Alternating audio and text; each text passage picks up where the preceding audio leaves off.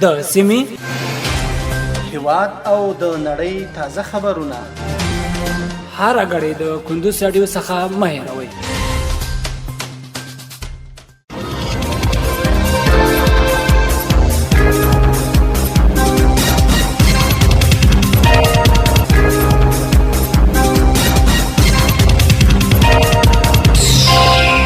السلام علیکم. د کندوز رادیو درنو اوریدونکو ستړي مشه په ماړم د کندوز رادیو څخه د دې سات تازه او مهم وروستي خبرونه ته نن یک شنبه د جوزا یا د خبرګل د میاشتې شلمه د 2023 میلادي کال د جون د میاشتې 9 نیټې سره سمون لري. روانه خبري غړي درته زه سیر احمد سهل وړاندې کوم. خو په سر کې هم د سو مهمو خبرونو سره ټکی. بدخشان کې د یوې غونډې د خویدنې له امله شپږو تنو ته مرګ ژوبله وخته.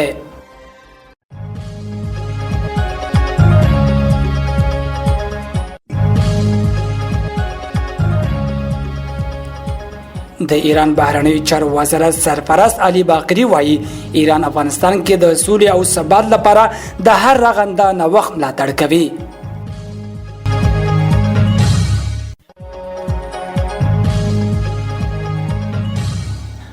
او بایدن له زيلنسکي بخښنه غوښته.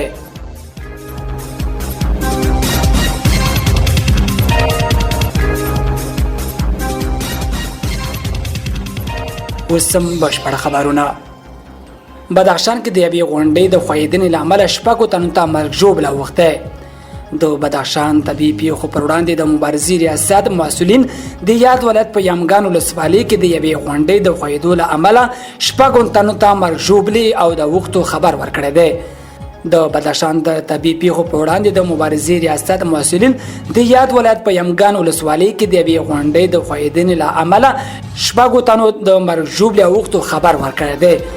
د یاد ولایت طبي پیښو په وړاندې د مبارزې ریاست پیښو ته د رسیدګي امیر محمد کامګار رسنۍ ته ویلي چې د یمګان ولسوالۍ د درجو خان کلي اړوند په ونې سیمه کې د یوې خاورینې غونډې د خویدو له امله یوه ښځه مړه او 15 تنه نور ټپیان شوي دي. هیره د نوي چې د پیښې ټپیان د یمګان ولسوالۍ روغتیایي کلینیک ته لیږدول شوي دي.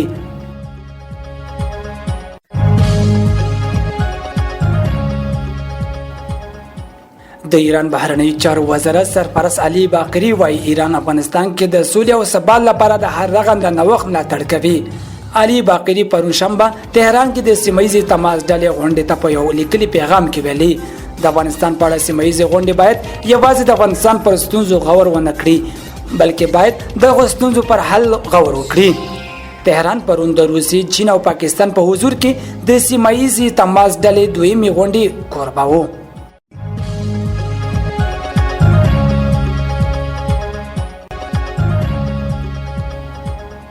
او بایدن له زيلنسکي بخښنه غوښته. د امریکا متحده ایالاتو ولسمشر جو بایدن په خپل تازه څرګندون کې چې نړیوالو رسنۍ پرون شنبه راغسته ده له خپل اوکراني سیال ولادیمیر زيلنسکي څخه په وروستیو کې د وسلو پوځي مهماتو د مرستو د ځنډ له امله بخښنه غوښته او دغه ځنډ پړای د امریکا په کانګرس کې پر جمهوریت غوښتونکو اچولې ده.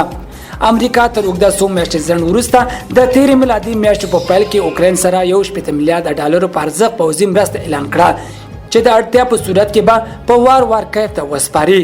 وروسته کې د اوکراین ځینو اروپایي ملګرو هیوادونو هم مرستو لړۍ چټکې کړي. ځینو د جټ الوتکو د ورکړې ټټر وهلې او د فرانسې په ګټون بیا ځینو نور پیلوټانو او نور پوځي پرسونل د روزنې ټټر وهلې. هغه څه چې د روسیې له اوکراین سره په روانه جګړه کې د ځان په وړاندې مخامخ دښمني او د روانې جګړې د اوږدېدو سبب بولي.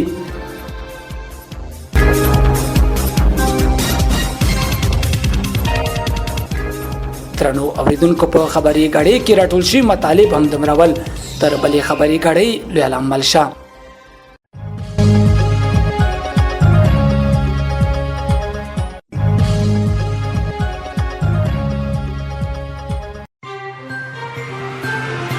د سیمې هیواد او د نړۍ تازه خبرونه هر غړې د کندوز رادیو څخه مه هېروئ.